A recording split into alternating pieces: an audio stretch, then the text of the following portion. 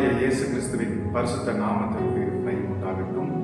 இந்த நாளில் வாழ்வளிக்கும் ஜீவ வார்த்தை நிகழ்ச்சிக்கு உங்களை அன்போடு வரவேற்கிறேன். ஒவ்வொரு நாளும் எங்களோடு இணைந்து கர்த்தருடைய வார்த்தையை தியானித்து ஜெபிக்கிற உங்களுக்கு ஒரு நன்மையும் குறையப்படாது. தேவன் நாம எங்களை சீர்படுத்தி ஸ்திரப்படுத்தி நன்மை நாளும் முடிசூட்டி நிலையில்லாத இந்த பூமியில கர்த்தர் உங்களை வாழ வைக்கிற தெய்வமாக இருக்கிறார். அற்புதங்களை செய்து ஆசீர்வதித்து உங்களை உயர்த்துவார். ஆமென். அல்லேலூயா. தேவனுடைய நாமத்திற்கு மகிமை உண்டாகட்டும். இன்றைக்கும் நாம் கர்த்தருடைய வார்த்தையை தியானிக்கலாம். மத்திய எழுதின சுவிசேஷம் 5வது அதிகாரம் 8வது வசனம் இப்படியாக சொல்கிறது: இருதயத்தில் சுத்தமுள்ளவர்கள் பாக்கியவான்கள், அவர்கள் தேவனை தரிசிப்பார்கள். அல்லேலூயா. ஆண்டுடைய பரிசுத்த நாமத்திற்கு மகிமை உண்டாகட்டும். கர்த்தராகிய இயேசு கிறிஸ்து சொல்லுகிறார், இருதயத்தில் சுத்தமுள்ளவர்கள் பாக்கியவான்கள், அவர்கள் தேவனை தரிசிப்பார்கள். அல்லேலூயா. எல்லோரும் ஆண்டவரை தேடுகிறோம், நம்புகிறோம், விசுவாசிக்கிறோம். ஆனால் யார் இயேசுவை கண்டடைவார்கள் என்று சொன்னால், யார் தேவனை தரிசிப்பார்கள் என்று சொன்னால், இருதயத்தில் சுத்தம் உள்ளவர்கள் தான் இயேசுவை நாம் தரிசிக்க முடியும். நாம் ஆராதிக்கிற கடவுள் பரிசுத்தமான தெய்வம், சேனைகளின் தேவனாகிய கர்த்தர் பரிசுத்தர் பரிசுத்தர் என்று சொல்லி ஓயாமல் இரவும் பகலும் பரலோகத்திலே அவரை தேவ தூதர்கள் துதித்துக் கொண்டிருக்கிறார் என்று சொல்லி ஏசாயா தீர்க்கதரிசி சொல்லி இருக்கிறார். பழைய ஏற்பாட்டு காலத்துல நீங்க ஞாயிற்றுமான காலத்துல யாத்திரையாகலாம் நீங்க வாசித்து பார்த்தீர்கள் என்று சொன்னால், நான் பரிசுத்தர், ஆகையால் நீங்களும் பரிசுத்தராய் இருங்கள் என்று சொல்லி கர்த்தருடைய வார்த்தை சொல்லுகிறது.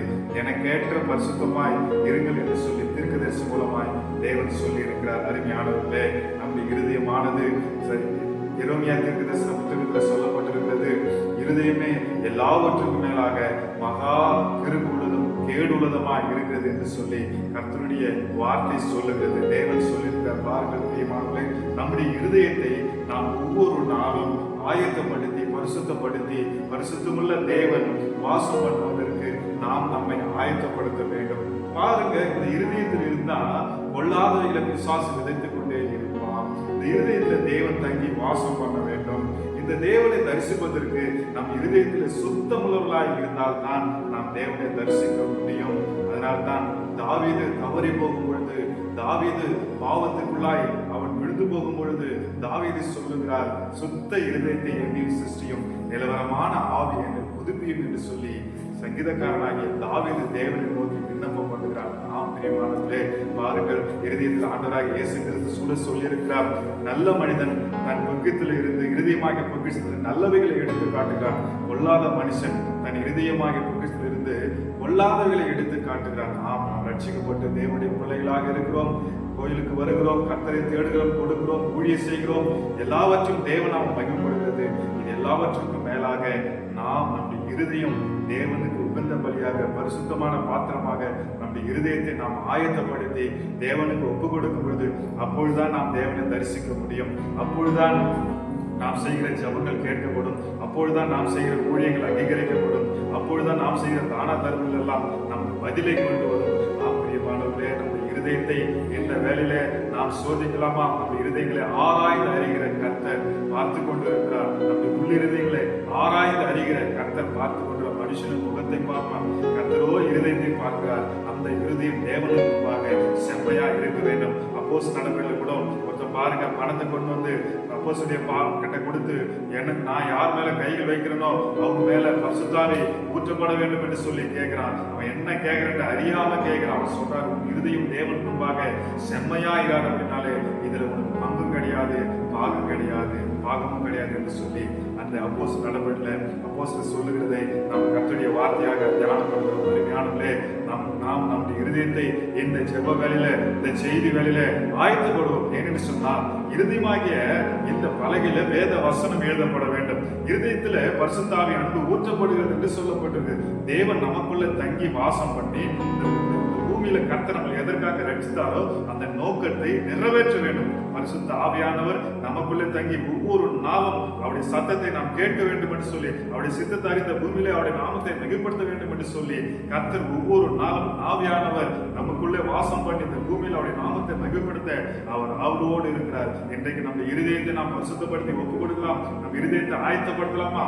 ஆமென். ஹல்லேலூயா. ஸ்தோத்திரம். ஒப்புக் கொடுக்கலாம். கர்த்தரிடத்தில் நாம ஜெபிக்கலாமா? தாவீது ஜெபித்தது போல ஒருவேளை இருதயத்துல இருக்குள்ளதா இருக்கலாம், கேடுள்ளதா இருக்கலாம், பொல்லாங்கனது அநீதி நிறைந்த இருதயமா கூட இருக்கலாம். இன்றைக்கு நீங்க உங்களுக்கு ஒப்பு கொடுங்க, உங்க இருதயத்தை நீங்க பரிசுத்தப்படுத்துங்க. பரிசுத்த ஆவியின் அனுப்பு இருதயத்துல ஊற்றப்படும். வேத வசனம் உங்களுக்குள்ள தங்கி இருக்கும் பொழுது அது 30, 60, 100 பலன் கொடுக்கும். தேவனுடைய நாமம் மகிழ்ப்படும். நீங்கள் என்னிலும் என் வார்த்தைகளில் நிலைத்திருந்தால் நீங்கள் கேட்டுக்கொள்வதோ அது உங்களுக்கு செய்யப்படும் என்று கர்த்தர் வாக்கு கொடுத்திருக்கிறார். இந்த வேளையில நாம் நம் இருதயத்தை தேவனுக்கு நேராய் திருப்பி பரிசுத்தப்படுத்தி, தேவாவியானவர் எனக்குள்ள வாசம் பண்ணுங்க, நம்முடைய வார்த்தை எனக்குள்ள ஆண்டவரே என்னுடைய இருதய பலகைகளை எழுதப்படட்டும் என்று சொல்லி நாம் இப்பொழுது கேட்கலாமா? மகா இரக்கமும் கிருபையும் தயவும் இருந்த நல்ல பிதாவே, இப்பொழுதும் என்னோடு இணைந்து ஜெபிக்கிற அருமையான ஆண்டவரே விசுவாச மக்களுக்காய் ஆண்டவரே நோக்கி பார்க்கிறோம். ஆண்டவரே சுத்த இருதயத்தை சிருஷ்டிங்கப்பா, நிலவரமான ஆவியை புதுப்பிங்க ஆண்டவரே. இருதயமே எல்லாவற்றும் மேலாக மகா இருக்குள்ளதும் கேடுவதுமா இருக்குது என்று சொல்லி நாங்கள் பார்க்கிறோமே.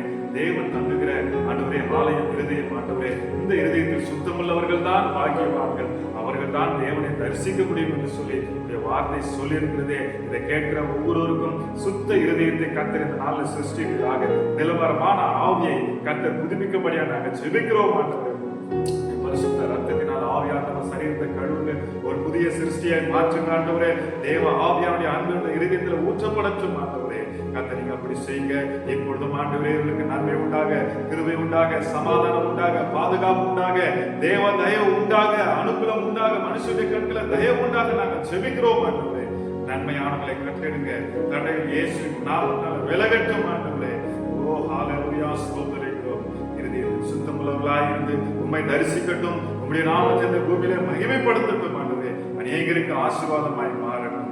இயேசு கிறிஸ்துவின் பரிசுத்த நாமத்தில் ஜெபிக்கிறோம் ஜீவனுள்ள நல்ல பிதாவே. ஆமென், ஆமென். God bless you. கர்த்தர் உங்களை ஆசீர்வதிப்பார்.